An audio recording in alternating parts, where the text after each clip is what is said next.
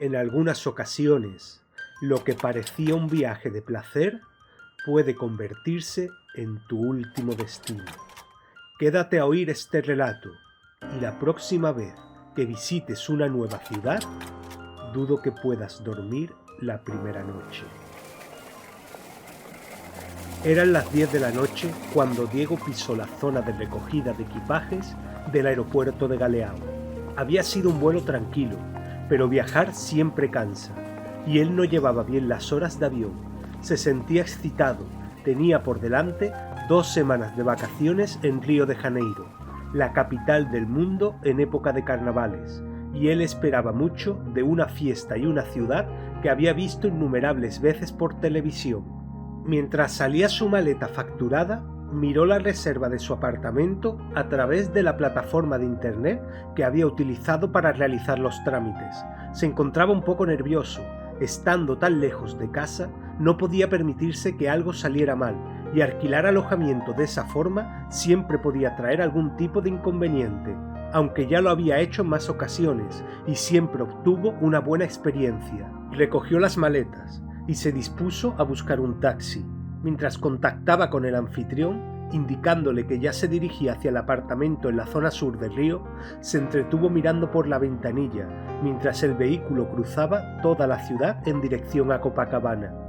Vio cómo la ciudad iba emergiendo entre un mare magnum de luces, casas amontonadas unas encima de otras y edificios altos, pertenecientes al centro financiero.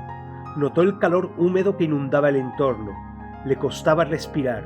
Todavía tenía que acostumbrarse al clima, pero le gustaba la sensación. Le hacía recordar que estaba en otro mundo. Buscó con sus ojos el famoso Cristo Redentor y lo vio justo encima de la montaña de Corcovado.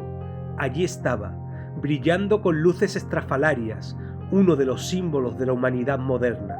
Se sorprendió de su tamaño. Se lo había imaginado mucho más grande, pero la inmensa montaña lo hacía menguar hasta convertirse en un pequeño objeto iluminado en la lejanía. Recorrieron varios túneles que no le dejaron descubrir demasiado, y de pronto apareció la playa. El taxista le ayudó con sus maletas y le dejó a las puertas del edificio residencial donde se encontraba su apartamento. Tras hablar con el portero en un deficiente portugués, este le dio una llave y le indicó que podía subir. El anfitrión ya no se encontraba allí debido a la hora, pero se pasaría al día siguiente para conocerlo y darle la bienvenida. Nada más cerrar la puerta, se dirigió a la terraza. Sonrió mientras contemplaba la espectacular vista de la playa de Copacabana, con el pan de azúcar al fondo. Esa era la razón por la que le gustaba alquilar apartamentos a través de plataformas en internet. Se podían conseguir lugares espectaculares, a un precio muy inferior al que ofrecían los hoteles. Después de tomar varias fotos para subir a su Instagram, se dio una ducha. Quería relajarse un poco, tras un día estresante. Era ya medianoche y tenía hambre, pero una ciudad como Río de Janeiro, de la que sabía más bien poco, no era lugar para recorrer a esas horas. Así que abrió el frigorífico esperando que el anfitrión hubiera dejado algo que fuera comestible. Se alegró al abrir la puerta y ver que había algo de comida, cerveza y una pequeña tarta de bienvenida. La competencia entre los apartamentos de alquiler cada vez era más alta, y siempre se empeñaban en hacer que sus huéspedes se sintieran lo mejor posible. Se sentó para comer algo acompañado de una cerveza, pero mientras la tomaba se le empezó a nublar la vista. Parecía que el cansancio era mayor del esperado. Dio un último trago e intentó levantarse, pero casi cayó al suelo. Tuvo suerte de poder agarrarse a la silla. Notaba que el cuerpo cada vez le respondía peor. Poco a poco fue resbalándose mientras intentaba hacer que las piernas le obedecieran. Una vez en el suelo, empezó a gatear en dirección a la cama, pero los brazos también le fallaron y terminó en el suelo boca abajo, con la cabeza girada hacia la puerta de entrada. Pasaron varios segundos, minutos o horas en los que Diego no sabía muy bien lo que sucedía. Veía un poco borroso y no tenía fuerzas para nada. En ese momento se abrió la puerta y vio a 2 personas aproximándose. Unas botas se pararon junto a su cabeza. Intentó mirar hacia arriba, pero cuando llegó a las caderas, los párpados ganaron la batalla y todo se volvió negro. Se encontraba en un estado de semi-inconsciencia. Los párpados aún le pesaban y apenas podía moverse. Notaba el movimiento de un vehículo. Se encontraba dentro del maletero de un coche. Esos dos hombres que habían aparecido en su apartamento lo metieron ahí y ahora iban a toda velocidad hacia alguna parte que desconocía. No entendía bien qué sucedía. El vehículo se detuvo y el maletero se abrió. Intentó moverse, pero su cuerpo seguía sin responder. Seguramente le pusieron algo en la bebida que habían dejado para él en el apartamento. Sentía miedo. Había caído en una trampa mortal de la que difícilmente iba a poder escapar. A miles de kilómetros de casa, tardarían semanas en comenzar su búsqueda.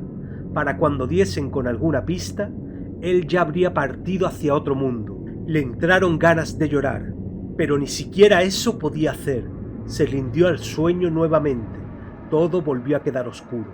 Cuando volvió a abrir los ojos, estaba sobre una especie de camilla, atado, en un cuarto que olía a cloaca.